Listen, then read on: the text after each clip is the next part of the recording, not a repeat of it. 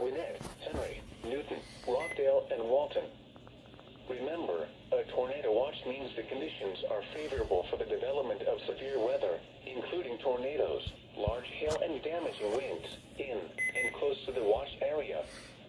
While severe weather may not be imminent, persons should remain alert for rapidly changing weather conditions and listen for later statements and possible warnings. Stay tuned to NOAA weather radio, commercial radio and television outlets, or internet sources for the latest severe weather information.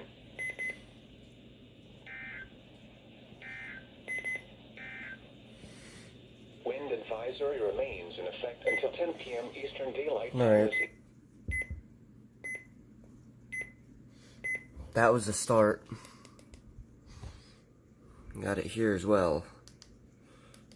Tornado watch.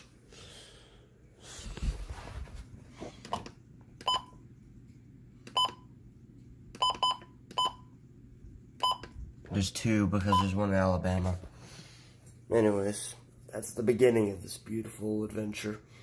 See you guys soon. I just woke up, so yeah, my voice sounds kind of groggy. Anyways, see ya.